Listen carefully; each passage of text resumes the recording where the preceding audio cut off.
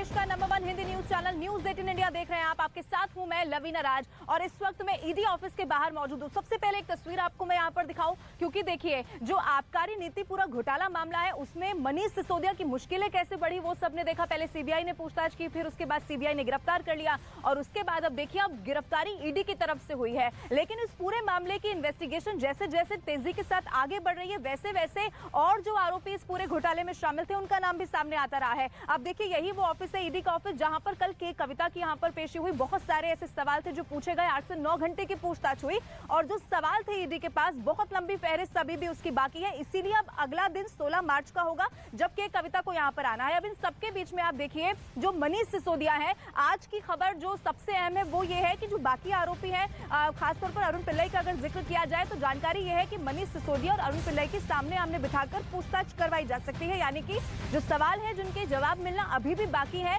वो सवाल मनीष सिसोदिया से पूछे जा सकते हैं और उनके सामने अरुण पिल्लई को बिठाया जा सकता है। और यही नहीं, जो बाकी 7 आरोपी हैं उनको भी सामने बिठाकर पूछताछ हो सकती है, ये जानकारी मिल रही है। हालांकि के कविता जो 16 मार्च को यहाँ पर पेश होंगी, कल की भी अगर बात की जाए जब के कविता यहाँ पर पहुंची सवाल पूछे गए। दूसरी तरफ देखिए जो उनकी पार्टी के कार्यकर्ता थे वो कैसे हल्ला बोलते हुए नजर आए, कैसे शक्ति प्रदर्शन एक तरीके से कहा जाए वो यहाँ पर करते हुए नजर आए। लेकिन इन सबके बीच में सवाल अभी भी बहुत सारे हैं और उनके लिए इन्वेस्टिगेशन हो रही है, क्योंकि देखिए सीबीआई और ईडी दोनों का जो जांच का तरीका होता है वो बहुत अलग अलग होता है।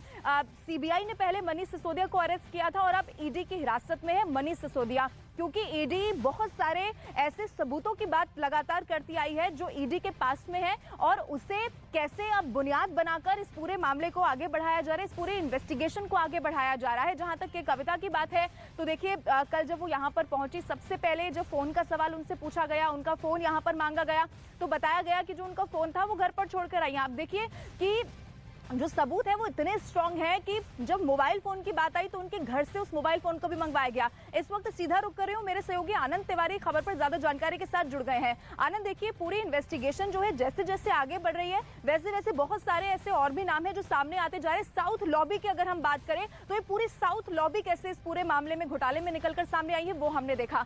अब ऐसे में आज ये माना जा रहा है कि मनीष सिसोदिया, अरुण पिल्लई और सिर्फ अरुण पिल्लई नहीं बाकी और भी आरोपी जो 7 आरोपियों का जिक्र किया जा रहा है आमने सामने बिठाकर पूछताछ हो सकती है। आपके पास इस पूरी खबर को लेकर क्या अपडेट आनंद?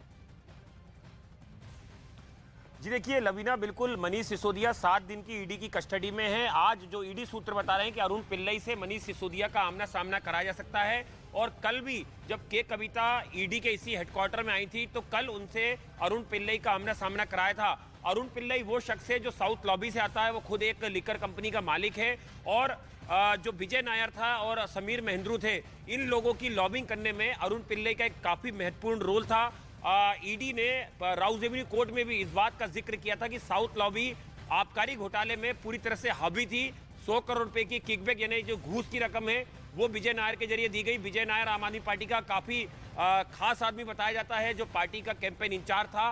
तो आज ईडी सूत्र बता रहे हैं कि अरुण पिल्लई से मनीष सिसोदिया का आमना सामना कराया सकता है। और लवीना, एक और महत्वपूर्ण जानकारी, 16 तारीख को जब के कविता एक बार फिर से ईडी की पूछताछ का सामना करेंगी तो सूत्र बता रहे हैं कि उस दौरान मनीष सिसोदिया से के कविता का आमना सामना कराया जाएगा, क्योंकि ईडी की चार्जशीट में और ईडी के रिमांड नोट में के कविता के नाम का भी जिक्र किया गया है कि वो साउथ लॉबी को रिप्रेजेंट कर रही थी और उनके जरिए किकबैक जो है, घूस की रकम जो है वो 100 करोड़ रुपए दी गई, जिससे कि कई लोगों को फायदा हुआ और इसी मनी लॉन्ड्रिंग के एंगल की जांच जो है वो ईडी कर रहा है।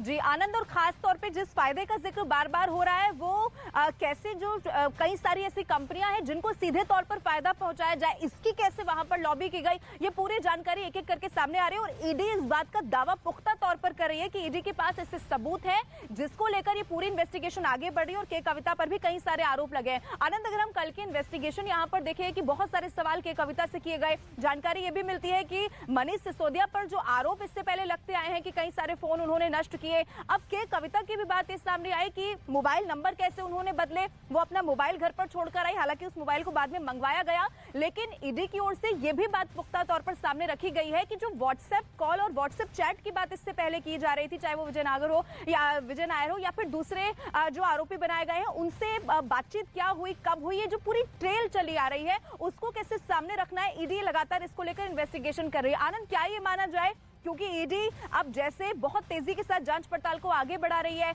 अगर 16 तारीख को के कविता यहाँ पर जो पेश होंगी, अगर ऐसे कोई सवाल होंगे जिनका जवाब वो नहीं दे पाएंगी या फिर कुछ ऐसा और पुख्ता ईडी के पास लगता है, तो क्या ये माना जाए कि उनकी भी गिरफ्तारी की यहाँ पर संभावना बन रही है? आनंद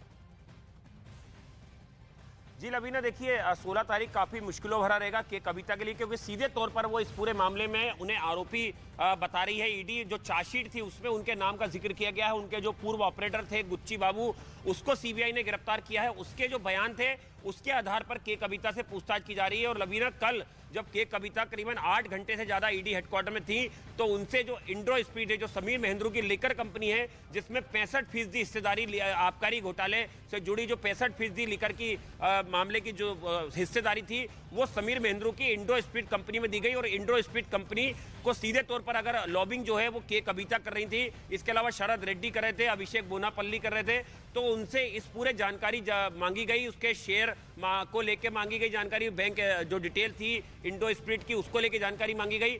ईडी ने कई तरह के ऐसे एविडेंस दिखाए जो डिस्ट्रॉय किए गए थे और उन्हें वापस जो है वो हासिल कराए फोरेंसिक डाटा के तौर पर, वो के कविता को दिखाएगा। और उनसे पूछा गया कि आपने इन मोबाइल फोन का इस्तेमाल किया था। मनीष सिसोदिया का भी जो है वो जिक्र किया गया, क्योंकि ईडी ने अपनी चार्जशीट में लगातार ये आरोप लगाए हैं कि मनीष सिसोदिया ने 7 से ज्यादा बार जो अपने हैंडसेट हैं उन्हें बदला, अपने स्टाफ के जरिए उन्होंने सिम कार्ड जो है वो खरीदवाई। और 36 ऐसे आरोपी थे इस पूरे मामले में लवीना, जिन्होंने करीबन 100 से ज्यादा मोबाइल फोनों को नष्ट किया। इन मोबाइल फोन का जो इस्तेमाल था वो लिकर पॉलिसी से कैसे कुछ लोगों को फायदा पहुंचाना है, साउथ लॉबी को कैसे फायदा पहुंचाना है, कैसे उनसे रिश्वत की रकम लेना है, कैसे जो पूरी मनी लॉन्ड्रिंग करना है, उसको लेकर इन फोन का इस्तेमाल हुआ था। और ये गंभीर आरोपों के चलते ही पहले ईडी ने जो है जब तिहाड़ जेल में मनीष सिसोदिया बंद थे न्यायिक हिरासत में, तो जेल नंबर 1 से उनकी गिरफ्तारी की गई, उन्हें कोर्ट में पेश किया गया। और ठीक है आनंद, यानी कि अब ये माना जाए कि 16 मार्च का जो दिन होगा वो बहुत मुश्किलों भरा रहने वाला है, देखना होगा। और इस वक्त ये तस्वीरें आप देख रहे हैं कर्नाटक से, जहां पर प्रधानमंत्री नरेंद्र मोदी इस वक्त रोड शो कर रहे हैं और लगातार जनता का अभिवादन स्वीकार करते हुए नजर आ रहे हैं। मंड्या में प्रधानमंत्री नरेंद्र मोदी का ये रोड शो है, क्योंकि प्रधानमंत्री नरेंद्र मोदी कर्नाटक के दौरे पर हैं, जहां पर आपको बता दें कि बेंगलुरु मैसूरू का जो एक्सप्रेसवे है उसका उद्घाटन प्रधानमंत्री नरेंद्र मोदी आज करने वाले हैं। लेकिन उससे पहले प्रधानमंत्री नरेंद्र मोदी का काफिला मंड्या से जब निकल रहा है, तो यहां पर किस तरीके से जनता उनका दीदार करने के लिए, उनको एक नजर देखने के लिए सड़क पर खड़ी नजर आ रही है। और न सिर्फ खड़ी है बल्कि पुष्प वर्षा भी की जा रही है। आपको बता दें कि आज करोड़ों की सौगात प्रधानमंत्री नरेंद्र मोदी कर्नाटक की जनता को देने वाले हैं। चुनाव होने हैं वहां पर, इस लिहाज से भी उनका यह दौरा काफी महत्वपूर्ण माना जा रहा है। लेकिन फिलहाल 2 तस्वीरें जो आप अपनी टेलीविजन स्क्रीन पर देख रहे हैं, लोकप्रियता बताने के लिए काफी है। प्रधानमंत्री नरेंद्र मोदी का ये रोड शो, उनका काफिला जब निकला तो किस तरीके से स्वागत किया गया, इन 2 तस्वीरों के जरिए आप देख सकते हैं।